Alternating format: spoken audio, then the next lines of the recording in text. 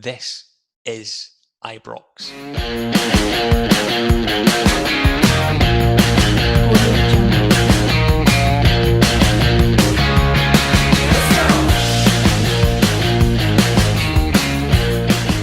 Hi and welcome to This is Ibrox. I'm Tommy McIntyre, appearing on camera for a very rare occasion at the moment, and I am very, very pleased to be joined by University of Liverpool lecturer, finance expert and co-host of the Price of Football podcast, which I would recommend everybody listens to, Kieran Maguire. Kieran, nice to see you again, buddy. Thanks very much, Tommy. It's always good to chat, and it's good that football season's back and we can start watching games again. So I'm sort of genuinely excited. I share that excitement, maybe not on the basis of the game that we're about to talk about. I would rather not have had to have watched that last night. And we are here to talk about very, very briefly, and thank you so much for your time, the potential financial impacts of Rangers' fairly abysmal defeat to Malmo, 2-1 on the night, 4-2 in aggregate in the Champions League qualifiers last night. Malmo with 10 men. Still struggling to get through some of that, having watched it live last night. And I just wanted to work through with you what that could potentially look at. Rangers obviously currently trading at an operating loss, I think 15.9 million last season as well. Some of the operational numbers behind that. And whilst the club wouldn't naturally have been focusing on costing in Champions League because it's a gamble, I'm just interested from your view initially, for a Scottish club, how big is it to miss out on the Champions League? It certainly moves the dial a long way. If we take a look at Rangers' accounts for 2020, I think what is fairly unique about Rangers is that they generated 60% of their money, 60% of their revenues through the turnstiles. So they lost all of that last season. So that's 35 million quid immediately gone. Hopefully that will be replaced this season. But in terms of the broadcast income, Rangers made 13 million in 2020 through being in the Europa League. You should be able to get that to at least 30 million in the Champions League, and certainly more if the club is successful. You get 2.7 million euro for a win. You get 900,000 for a draw. One of the advantages of being a Scottish club is that there are various pots of money that UEFA have, one of which is that they take all of the money from the broadcasters, and they that pot is allocated depending upon how much individual broadcasters put in. So therefore, Rangers would benefit because BT have paid a huge amount of money to get the Champions League and the Europa League rights. But the way that the money is split between the Champions League and the Europa League is that in the Champions League, they get 78% of the total pot. And remember, that's split between 32 clubs. And it looks as if the other 22% of income is going to be split between the Europa League and the conference as well. So there's less money between more clubs.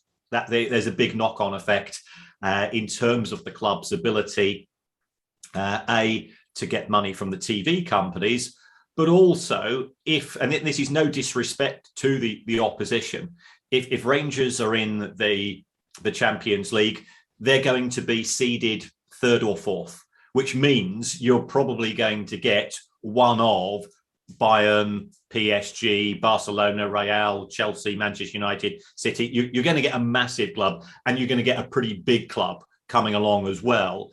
Those two games at Ibrox, if I'm the commercial manager at Rangers, I'm thinking I can name my price.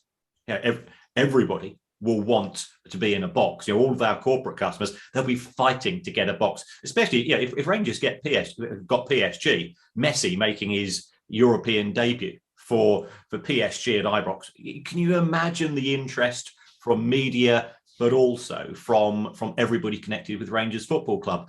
So it's going to be a tough blow to have to deal with. I'm sure the club hasn't spent the money already. I don't think they would have been that imprudent to take that approach. But at the same time, if you want to progress, if you want to continue to invest in players in terms of both wages and transfer fees, being in the Champions League allows you to stretch that budget a little bit further.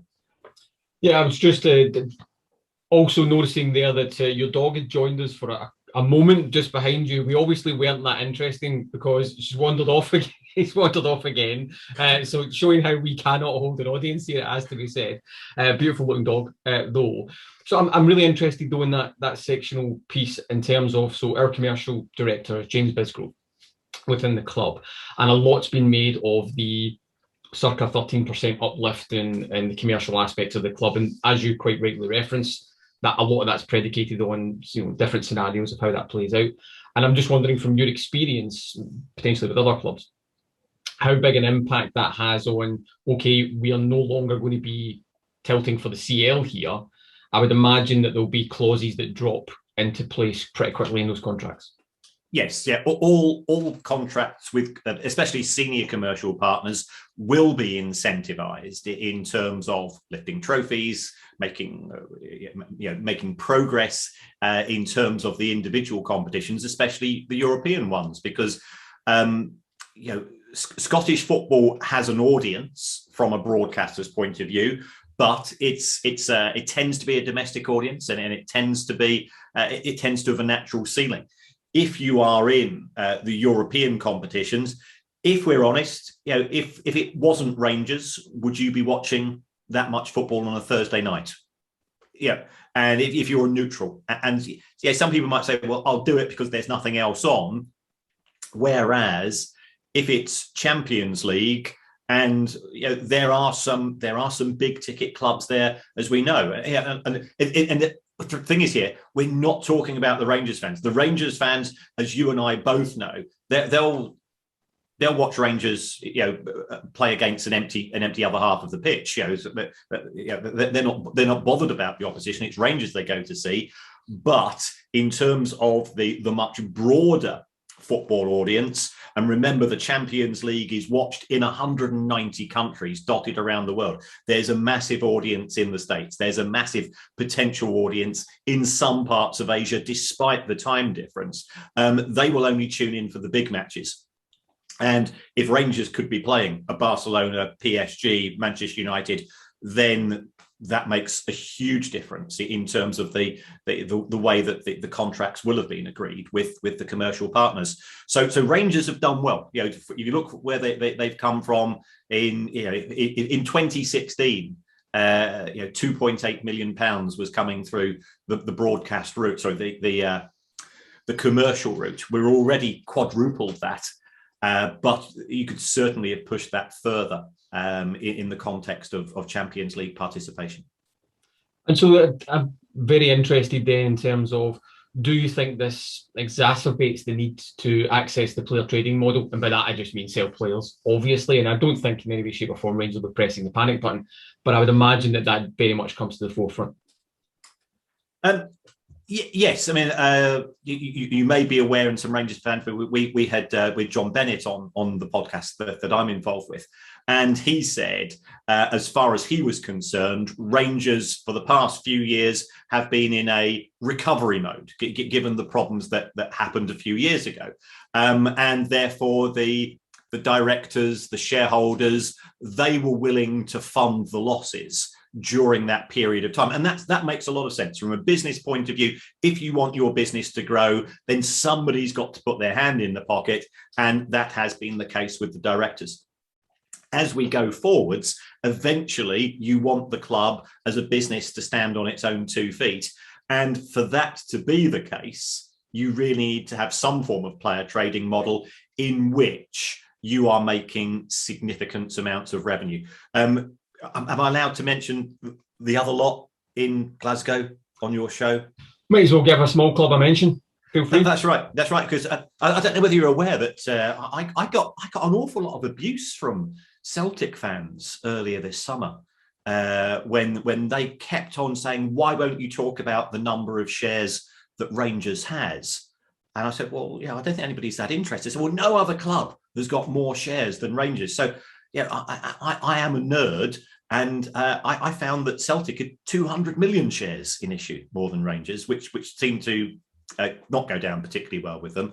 But I mean, the one thing that you do notice about Celtic's accounts is that practically every year they are bringing in somewhere between 15 to 25 million pounds in terms of profits on player trading. And that means that they can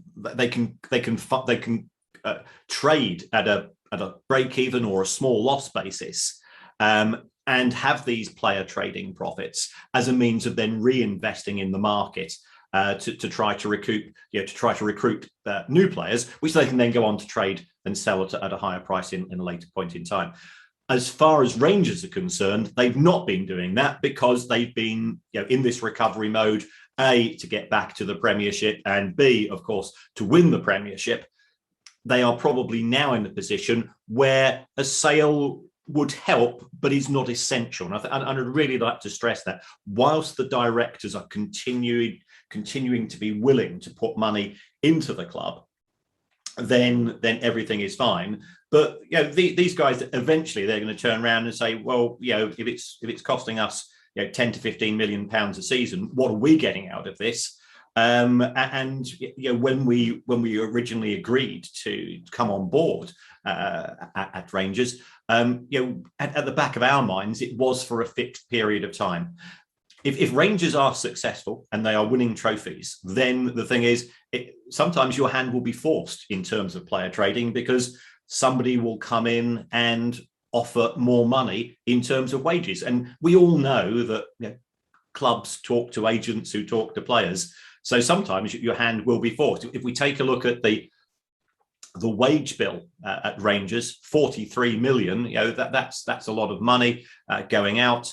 But by Premier League standards, that's actually quite low. That would be around about half of the sort of the bottom 3 or 4 clubs in the Premier League. So that they can be blown out of the water in terms of wages. And therefore, your star players, if they're performing well, will become of interest. So sometimes you end up with a player trading profit, even though you don't necessarily want to lose the player himself. Yeah, I mean, I think that's absolutely spot on, and there's absolutely no indication that the club would have to sell or anything like that. And I certainly wouldn't want that message to be out there. You're absolutely right, though. Across the city, I think fans of Celtic tend to pay more interest to Rangers finances than maybe their own clubs there. That is very much no surprise to anybody in Glasgow, I have to tell you. But I know it's a very complex situation here in terms of looking at all the permutations. But I'm really interested from a high line perspective or high level perspective. Last night's defeat, in terms of putting a monetary loss value to it, where do you think that would roughly sit?